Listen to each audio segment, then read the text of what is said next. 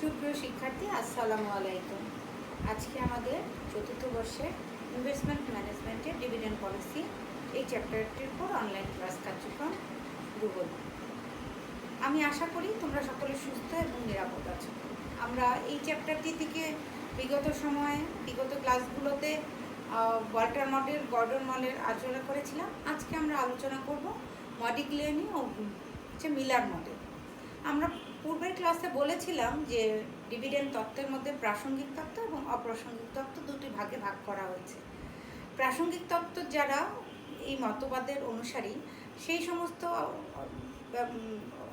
বিশারদদের মতে যে dividend policy is a factor of business higher the price, অর্থাৎ একটা প্রতিষ্ঠানের মূল্য বৃদ্ধির ক্ষেত্রে বা শেয়ার হোল্ডারদের সম্পদ বৃদ্ধির ক্ষেত্রে লভ্যাংশ নীতি গুরুত্বপূর্ণ বা প্রাসঙ্গিক। আর অপ্রাসঙ্গিক যারা মনে করেন তার মধ্যে হচ্ছে কি মডিগ্লিয়ানি এবং মিলার। ওনাদের মতবাদ অনুসারে ফার্মের মূল্য বৃদ্ধির ক্ষেত্রে ডিভিডেন্ড পলিসি কোনো প্রাসঙ্গিক বিষয় নয়, অর্থাৎ ডিভিডেন্ড পলিসির কোনো ভূমিকা নেই। এই তত্ত্বটি আমরা আজকে ব্রডলি আলোচনা করব এবং এই তত্ত্বের প্রমাণ আমরা দেখব। তাহলে শুরু করা যাক মডিগ্লিয়ানি এবং মিলার মডেল।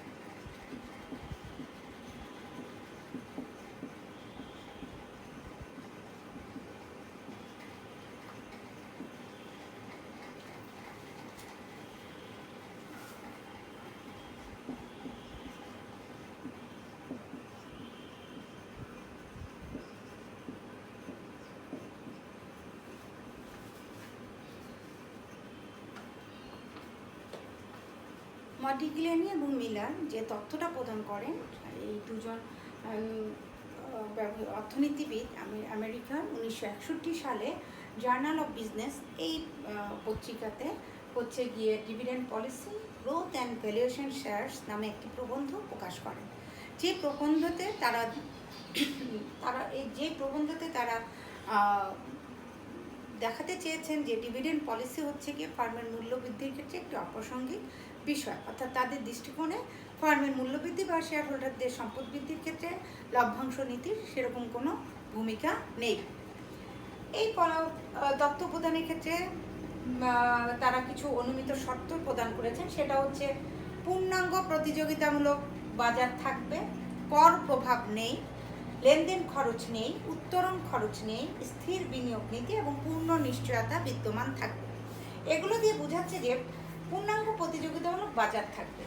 এটা বোঝাচ্ছে যে একটি কার্যকর মূলধন বাজার থাকবে, যেই মূলধন বাজারে হচ্ছে গিয়ে বিনিয়োগকারীরা সকল তথ্য সম্পর্কে অবগত থাকবে। তারপর হচ্ছে গিয়ে বিনিয়োগকারীরা যখন যে তথ্য জানার প্রয়োজন সেটা বাজার থেকে জানতে পারবে। বিনিয়োগকারী এরকম বাজারে হচ্ছে গিয়ে কোনো বিনিয়োগকারী কোনো বিনিয়োগের মূল্য বৃদ্ধির ক্ষেত্রে কোনো বিনিয়োগকারীর কোনো কার্যকর ভূমিকা থাকবে না। তারপর হচ্ছে বিনিয়োগকারী হচ্ছে যে সব রকম তথ্য প্রয়োজন মতো জানতে পারবে। এইগুলো হচ্ছে পূর্ণাঙ্গ প্রতিযোগিতা বাজারের মধ্যে বিদ্যমান থাকে, এবং এখানে ধরে নেওয়া হয় যে কোনো লেনদেন খরচ থাকবে না, অর্থাৎ হচ্ছে এই বাজারে ক্ষেত্রে কোনো মানে শেয়ার ইস্যুজনিত কোনো লেনদেন খরচ থাকবে না, বা শেয়ার ইস্যুজনিত কোনো উত্তোলন খরচ থাকবে না, এরকম কিছু শর্ত আছে। এছাড়া ধরা হয় যে স্থির বিনিয়োগ নীতি, অর্থাৎ এই তত্ত্বের প্রবক্তাদের মতে প্রতিষ্ঠান হচ্ছে কি শুরুতে যদি স্থির বিনিয়োগ নীতি, অর্থাৎ প্রতিষ্ঠানের জন্য যদি বাইরের কোনো বাহ্যিক অর্থায়ন না থাকে, তাহলে তারা সংরক্ষণ মূলধনটাই বিনিয়োগ করে থাকে, এবং এই স্থির বিনিয়োগ নীতি থাকার কারণে যে উপার্জন হার আর যে হচ্ছে গিয়ে কস্ট অফ ক্যাপিটাল মূলধন ব্যয়, এই দুটাই স্থির থাকে। তারপর হচ্ছে গিয়ে পূর্ণ নিশ্চয়তা। এক্ষেত্রে ধরে নেওয়া হয় যে যারা শেয়ার হোল্ডার তারা হচ্ছে গিয়ে ভবিষ্যৎ লাভ সম্পর্কে পূর্ণ নিশ্চয়তা লাভ করে থাকে, তারা জানে যে ভবিষ্যতে কতটুকু লাভ হচ্ছে। এই হলো কি আমাদের এই তত্ত্বের ক্ষেত্রে আমাদের মডিগ্লানি এবং মিলারের এই তত্ত্বের ক্ষেত্রে কিছু অনুমিত শর্ত। এই তত্ত্বের মূল বক্তব্যের মধ্যে আমরা এখন একটু দেখব যে মূল বক্তব্যটা তাহলে কি। এই তত্ত্বের মূল বক্তব্য হচ্ছে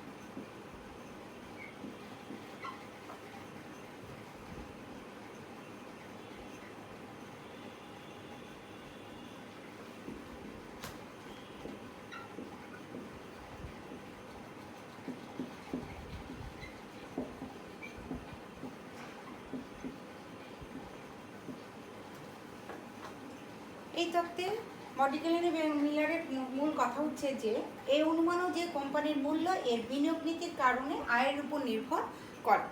অর্থাৎ মডিগ্লানি এবং মিলার বলতে চাচ্ছেন একটা প্রতিষ্ঠানের যে বিনিয়োগ নীতি গ্রহণ করে তার ফলে কোম্পানি যে আয় অর্জন করে বা আয় হয় তার উপরেই কোম্পানির মূল্য নির্ভর করে। অর্থাৎ সুষ্ঠু একটি স্থির বিনিয়োগ নীতি থাকার কারণে মুনাফাকে সংরক্ষণ বা লভ্যাংশ যেভাবেই বন্টন করা হোক না কেন তা মানে প্রতিষ্ঠানের মূল্য বৃদ্ধির ক্ষেত্রে কোনো প্রভাব ফেলে না। এই তত্ত্বে মডিগ্লানি এবং মিলার কিছু তত্ত্বে একটি সমঝোতামূলক নীতি যা আরবিট্রেজ বলা হয় সেটা ফলো করেছেন। অর্থাৎ আমরা জানি যেখানে দুটি লেনদেন যখন পারস্পরিক সমঝোতার মাধ্যমে একই সময়ে সংগঠিত দুটি লেনদেন পারস্পরিক সমঝোতার মাধ্যমে যখন একটি ভারসাম্য অবস্থায় উপনীত হয় তাকেই বলা হচ্ছে আরবিট্রেজ। এই মডিগ্লেন এবং মিলার এর তত্ত্বের ক্ষেত্রে এরকম যে দুটি লেনদেনের কথা বলা হয়েছে সেক্ষেত্রে একটা হচ্ছে গিয়ে লভ্যাংশ প্রদান এবং হচ্ছে গিয়ে নতুন শেয়ার ইস্যু। মনে করি কোনো একটা কোম্পানির সামনে একটা বিনিয়োগ সুযোগ এসেছে, সে সেই বিনিয়োগ সুযোগটা যদি গ্রহণ করতে চায় তাহলে দুটি পথ তার সামনে খোলা। একটা হচ্ছে গিয়ে হয় সে সংরক্ষণ মুনাফা পুরোটাই বিনিয়োগ করবে, অথবা সে কী করতে পারে লভ্যাংশ প্রদান করবে এবং সাথে সাথে ওই পরিমাণ অর্থ নতুন শেয়ার ইস্যু করার মাধ্যমে আবার মূলধন বাজার থেকে সংগ্রহ করবে। এই দুটি উপায় সে করতে পারে। যদি সে দ্বিতীয় উপায়টি গ্রহণ করে অর্থাৎ লভ্যাংশ প্রদান করলো, পাশাপাশি সেই পরিমাণ মূলধন আবার নতুন শেয়ার ইস্যু করে বাজার থেকে তুলে নিয়ে আসে, তাহলে এইটাই হলো গিয়ে আরবিট্রেজ। অর্থাৎ দুটি লেনদেন যখন পারস্পরিক সমঝোতার মাধ্যমে একটি ভারসাম্য অবস্থা উপনীত হয়, সেটাই আরবিট্রেজ পদ্ধতি। এখানে দেখা গেল যে পরিমাণ লভ্যাংশ প্রদান করা হয়েছে আবার সে পরিমাণ লভ্যাংশ নতুন শেয়ার ইস্যু করে বাজার থেকে মূলধন সংগ্রহ করা হয়েছে। এতে হয় কি, লভ্যাংশ প্রদানের ফলে শেয়ারের মূল্য বৃদ্ধি পায়, যে প্রভাবটা তৈরি হয়, আবার পাশাপাশি হচ্ছে গিয়ে নতুন শেয়ার ইস্যুজনিত কারণে শেয়ারের সমাপ্তি মূল্য হ্রাস পাওয়ার কারণে আবার একটা ভিন্ন প্রভাব পড়ে থাকে। অর্থাৎ লভ্যাংশ প্রদানের মাধ্যমে যেমন লাভ হয়ে থাকে, শেয়ার হোল্ডারদের লাভ হয়ে থাকে, আর পাশাপাশি আবার শেয়ারের মূল্য বছর শেষে শেয়ারের সমাপ্তি মূল্য কমে যাওয়ার ফলে কিন্তু আবার এর একটি ভিন্ন প্রভাবও পরিলক্ষিত হয়। অর্থাৎ একটি সমঝোতা হচ্ছে, একদিকে যেমন বাড়ছে আর একদিকে কমছে। এর ফলে দেখা গিয়েছে যে শেয়ারের লভ্যাংশ প্রদানের ফলেও শেয়ারের বাড়া এবং কমা শেয়ারের মূল্য বাড়া এবং কমা কোনোটাই পরিলক্ষিত হয় না। যেটাই মডিগ্লেন এবং মিলার বলতে চাচ্ছে যে একটি কোম্পানির মূল্য বৃদ্ধি বা শেয়ার হোল্ডারদের সম্পদ বৃদ্ধির ক্ষেত্রে লভ্যাংশ প্রদান কোনো প্রাসঙ্গিক বিষয় না। তাদের কাছে মূল কথা ছিল যে একটি প্রতিষ্ঠানের বিনিয়োগ নীতি হচ্ছে মুখ্য বিষয়, লভ্যাংশ নীতি নয়।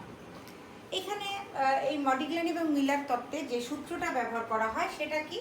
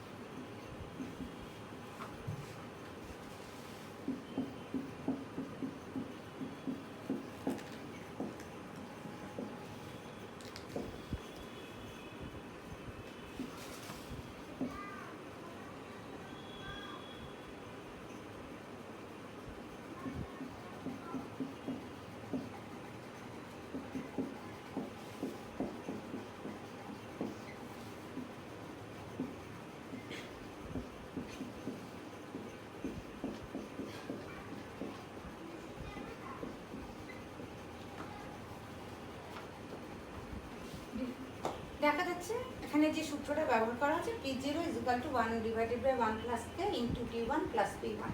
এটাকে আমরা একটু ইলাবোরেট করলে D1 + P1 = P0 × 1 + K, দেন P1 = P0 × 1 + K, D1টা ওই পাশে চলে গেল -T1। এই ফর্মুলাটা মানে সূত্রটা এখানে ধরে নেওয়া হয়েছে এবং মডিগ্লেন এবং মিলার তত্ত্বের প্রমাণে আমরা ধারাবাহিকভাবে এই সূত্রের প্রমাণটা দেখব। এই সূত্রে কিছু সমালোচনা আছে, যে সমালোচনায় প্রথমে বলতে হয় যে তারা বলতে চাচ্ছে যে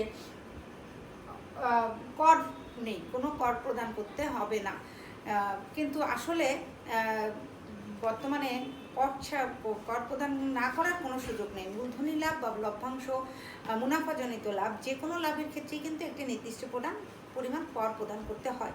তারপর আরও বলা হয়েছে যে উত্তোলন খরচ নেই বা হচ্ছে গিয়ে লেনদেন খরচ নেই, কিন্তু আসলে নতুন শেয়ার ইস্যুজনিত কারণেও কিন্তু অবলেখকের কমিশন, দালালি খরচ, এরকম এবং বা অন্যান্য লেনদেন খরচও সৃষ্টি হয়ে থাকে। তারপর বলা হয়েছে যে অনিশ্চয়তার প্রভাব, যেটা বলা হচ্ছে যে শেয়ার হোল্ডাররা ভবিষ্যৎ লাভ সম্পর্কে পূর্ণ নিশ্চয়তা প্রাপ্ত, কিন্তু আসলেই কিন্তু এটা না, কারণ ব্যবসার ক্ষেত্রে কিন্তু একটা ঝুঁকি বা অনিশ্চয়তা বিদ্যমান থাকে। এই ধরনের সমালোচনাগুলো এই তত্ত্বের অসারতা প্রমাণ করে, অর্থাৎ মডিগ্লেন মিলার যে নিয়মিত সত্যগুলো দিয়েছিল দেখা গিয়েছে যে এগুলো পুরোপুরি সঠিক নয়। এখন আমরা মডিগ্লেন এবং মিলারের যে তত্ত্বটা, সেই তত্ত্বটার একটা প্রমাণ দেখব, যে ধারাবাহিক কিছু স্টেপের মাধ্যমে প্রমাণটা আমরা শিখব। যেই স্টেপগুলো ফলো করি কিন্তু আমরা আমাদের ম্যাথমেটিক্সের ক্ষেত্রে অনুসরণ করতে হয়। মানে মডিগ্লেন এবং মিলারের যদি কোনো অঙ্ক আসে তাহলে এইভাবে ধারাবাহিকভাবে স্টেপগুলো সেক্ষেত্রে প্রয়োগ ঘটাতে হয়। আমরা এখন দেখব মডিগ্লেন এবং মিলার তত্ত্বের প্রমাণ।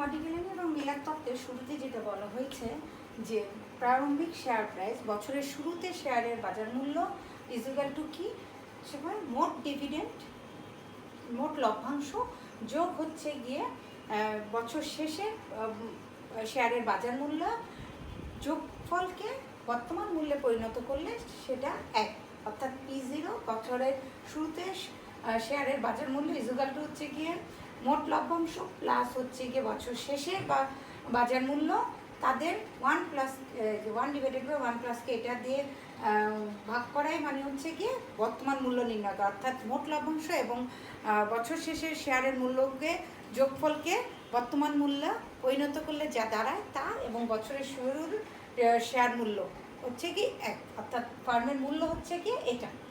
এই তত্ত্বটা, এই সূত্রটা প্রথম স্টেপে মডিগ্লেন এবং মিলার বলছেন। তো এরপরে আমরা দেখব যে স্টেপ 2তে কি বলেন।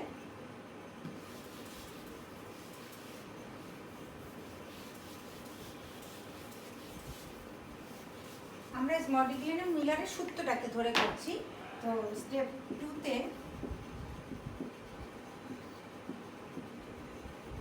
আমরা এখন দেখব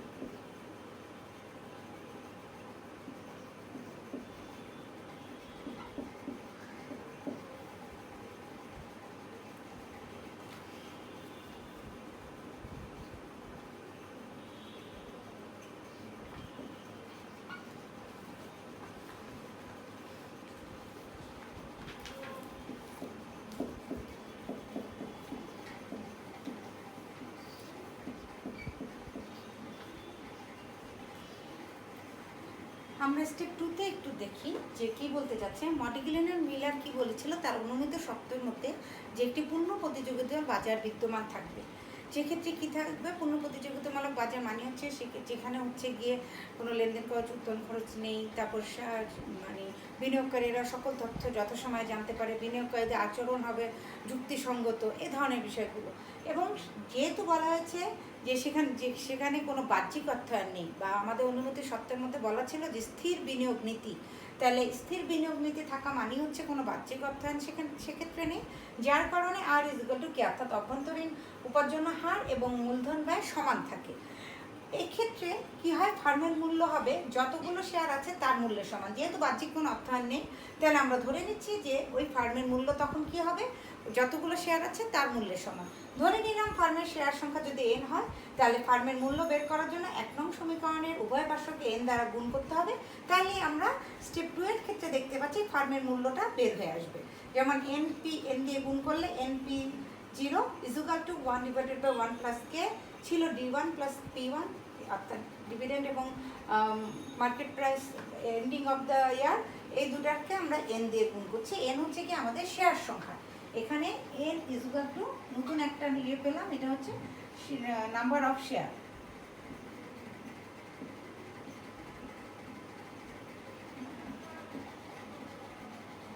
নাম্বার অফ শেয়ার। তাহলে আমার এক্ষেত্রে স্টেপ 2-তে আমরা দেখতে পাচ্ছি যে কী করে আমার ইয়ে পাওয়া যায়। এখন আমি চলে যাব স্টেপ 3-তে, অর্থাৎ মডিগ্লিন মিলার এরপরে কি বলতে চেয়েছেন সেটা আমরা দেখব।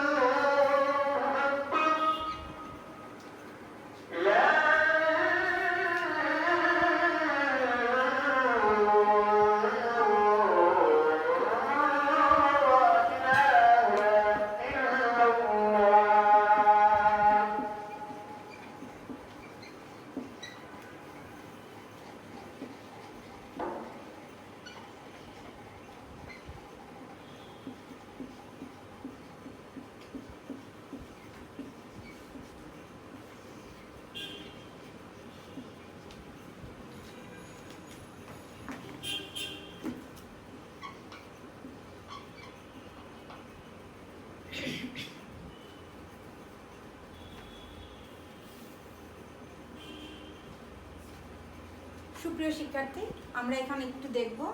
আমি স্টেপ 2টা মুছে ফেলছিলাম, কিন্তু যদি সেটা তোমরা একটু মনে করো যে স্টেপ 2 এ আমাদের ছিল এখানে আমরা ধরে নিয়েছিলাম যে ফার্মের মূল্যটা হচ্ছে কি যেহেতু বাহ্যিক অর্থায়ন নেই, তাহলে ফার্মের মূল্য যে যতগুলো শেয়ার আছে তার মূল্যের সমান। তার মানে এই উভয় পক্ষকে 1 নং সমীকরণ n দিয়ে গুণ করছিলাম। তাতে আমার স্টেপ 2 এ যে সূত্রটা আসছিল সেটা ছিল কি np0 = 1 divided by 1 plus k।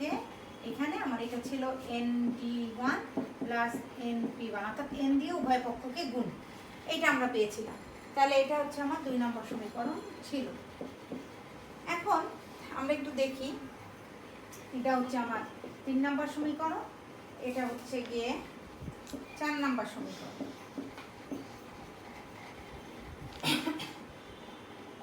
এখন আমাদের 3 নম্বর স্টেপে তাহলে কি আমরা যেটা দেখেছিলাম যে তাহলে ফার্মের মূল্য হয় বাহ্যিক অর্থায়ন না থাকলে যতগুলো শেয়ার আছে তার সেই মূল্যের সমান। কিন্তু যদি কোনো প্রতিষ্ঠানের যদি এমন হয় যে বাহ্যিক অর্থায়নে সংরক্ষিত মুনাফা দিয়ে তাদের হচ্ছে না, তাদের মূলধন সংগ্রহ করার ক্ষেত্রে যদি নতুন শেয়ার ইস্যু করতে হয়, সেক্ষেত্রে আমরা ধরে নিই যদি যে নতুন ইস্যুকৃত শেয়ার সংখ্যা হচ্ছে সামেশন অফ n, তাহলে ফার্মের মূল্যটা কত? সেক্ষেত্রে ফার্মের মূল্য হচ্ছে b = np0 = 1 divided by, আমরা এই সূত্রটা একটু খেয়াল করব, 1 divided by, এবং এটা হচ্ছে কি বছরের শুরুতে আছে ফার্মের মূল্য আমরা নির্ণয় করছি 1 divided by 1 plus k into nd1। যেই nd1 ছিল এটা থাকবে, কারণ বছরের শুরুতে মূল্যায়নের সময় আমার যেই ডিভিডেন্ডটা এটা হচ্ছে বছর শেষে নতুন ইস্যুকৃত শেয়ার সংখ্যা, কিন্তু শুরুতে যে ডিভিডেন্ডের পরিমাণটা হবে যেই শেয়ার হোল্ডাররা আগে এক্সিস্টিং ছিল তারা যেই শেয়ার ডিভিডেন্ডটা পায় সেটাই। সে কারণে পুরাতন শেয়ার সংখ্যা ছিল n এবং d1 বা ডিভিডেন্ডের পরিমাণ হবে nd1। বাট পরবর্তীতে বছর শেষে যখন নতুন শেয়ার আসলো সামেশন অফ n, এটা কিন্তু এখানে শেয়ার সংখ্যার সাথে যোগ হয়ে যাবে, n plus summation of n হয়ে গেল, বাকি থাকলে p1 সামেশন p1। কিন্তু এটা হচ্ছে যে সরল সমীকরণের একটা নিয়ম, n plus summation of n p1 যদি আমি ভাঙি তাহলে n p1 থাকবে প্লাস সামেশন অফ n p1টা আসে। এই সামেশন অফ n p1টা একটা সমীকরণের মধ্যে একটা অতিরিক্ত, তাই আমার মাইনাস n p1 করা হলো। এতে হয় কি আমার কাটাকাটি করলে দেখা যাবে এই সমীকরণ এবং এই সমীকরণ দ্বিতীয় এবং তৃতীয় একই বিষয়। যদি নতুন কোনো শেয়ার ইস্যু করা না থাকে তাহলে সমীকরণ 2 এবং 3 একই কথা বোঝায়। এভাবেই আমরা 2 থেকে 3 এই সমীকরণটা পেলাম।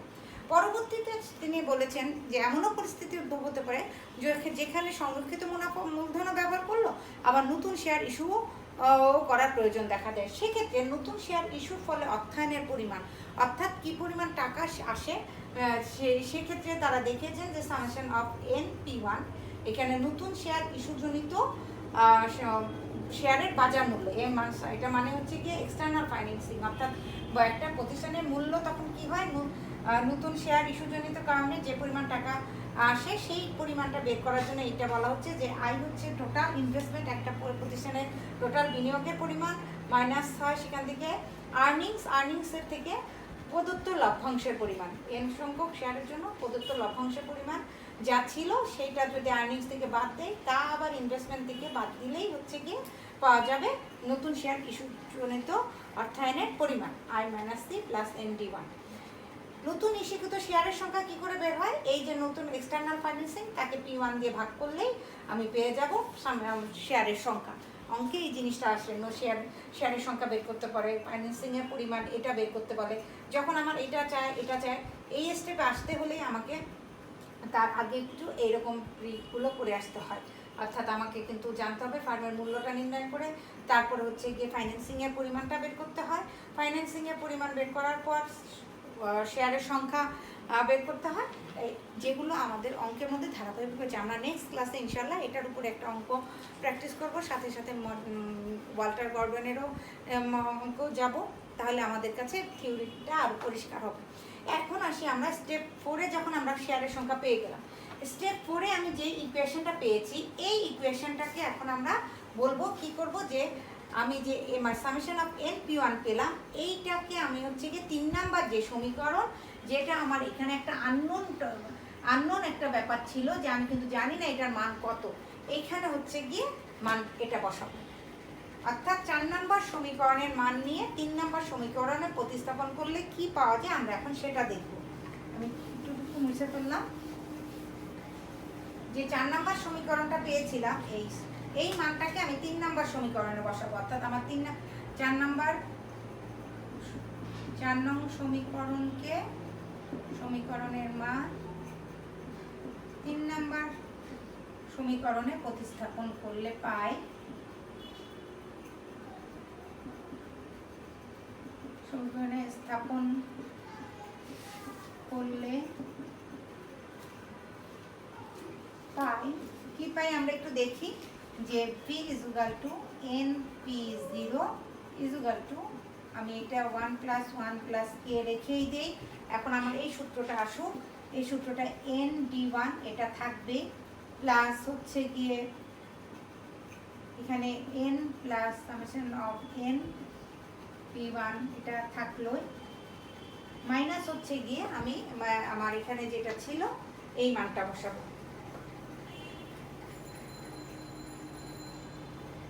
মাইনাস হচ্ছে বসাবো কি এই যে এটার মানটা এখন আমার এখানে কি বের হয়েছে, মানটা বের হয়েছে -i - -e একবারে বসিয়ে দিই প্লাস ND1 এটা। তাহলে এখন আমি যদি একটু আমার ক্যালকুলেশন করি, সেটা এখান থেকে একটু দেখি আমরা যে কি আসে।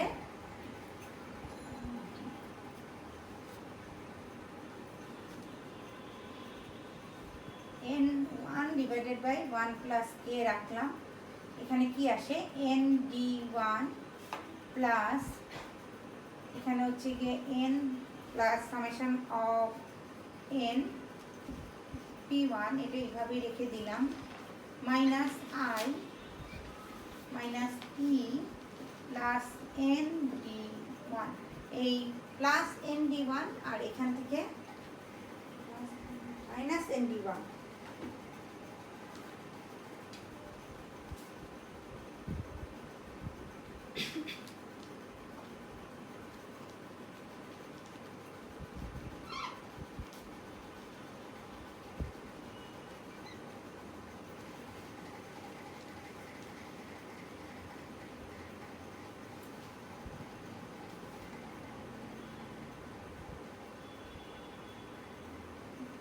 তাহলে প্লাস ND1 এবং মাইনাস ND1 এইটা কাটাকাটি চলে যায়। তারপরে উপরে আমাদের কি থাকলো আমরা একটু দেখতে পাচ্ছি, সূত্রটা আমি একটু উপরে করি, তাহলে এই পাশে লিখি। এখন এ পাশে যদি আমরা লিখি যে B is equal to NP0, এখন আমরা এই সূত্রটা, এই মানটা একটু লিখবো উপরে। উপরে হচ্ছে n plus summation of n into P1, এই যে থাকলো minus I plus E divided by নিচে কি থাকলো 1 প্লাস K। তাহলে দেখতে পাচ্ছি আমরা V এর মান যেটা বের হলো, অর্থাৎ ফার্মের মূল্য B is equal to NP0 is equal to, তাহলে কি বের হচ্ছে n plus summation of n, মানে টোটাল শেয়ার সংখ্যা, তার মূল্য বাজার মূল্য দিয়ে গুণ করলে মূল্য মাইনাস ইনভেস্টমেন্ট প্লাস হচ্ছে গিয়ে আর্নিংস ডিভাইডেড বাই 1 প্লাস কে, তার বর্তমান মূল্য পরিণত করলে হচ্ছে গিয়ে ফার্মের মূল্য পাওয়া যায়। এখানে মডিগ্লানিয়ান মিলান দেখাতে চেয়েছেন যে ফার্মের মূল্যের বৃদ্ধির ক্ষেত্রে শেষ পর্যন্ত ডি এর কোনো উপস্থিতি নেই, অর্থাৎ হচ্ছে এই সূত্রের শেষে গিয়ে ডি এর আর কোনো উপস্থিতি পাওয়া যায় না। যে কারণেই তারা বলেছেন যে একটা ফার্মের সম্পদ বৃদ্ধির ক্ষেত্রে বা মূল্য বৃদ্ধির ক্ষেত্রে লভ্যাংশ নীতি আসলে কোনো কার্যকর ভূমিকা পালন করে না, বিনিয়োগ নীতিটাই হচ্ছে মুখ্য বিষয়। আমরা এখন এই তত্ত্বের মধ্যে দেখলাম যে মডিগ্লান এবং মিলার কি বলতে চাচ্ছেন। আর আশা করি নেক্সট দিন আমরা ম্যাথ করলে এই বিষয়টা আরও পরিষ্কার হবে, এবং আমাদের এই চ্যাপ্টারটা ইনশাল্লাহ আশা করি সামনে আমরা ম্যাথ করার মধ্য দিয়ে সমাপ্তি টানবো, কারণ আমরা থিওরিটা পুরো পড়ে ফেললাম। এখান থেকে অবশ্য আরও কিছু থিওরি, যেমন stock dividend, stock split, stock resplit, এরকম কিছু বিষয় কিছু আছে থিওরি, আমরা ইনশাল্লাহ আরও একটা বা দুটা ক্লাসের মধ্যে এই চ্যাপ্টারটা ক্লোজ করে দিতে পারবো। পরবর্তী ক্লাসে আমরা ম্যাথস নিয়ে আলোচনা করব। সকলের জন্য শুভকামনা রইল।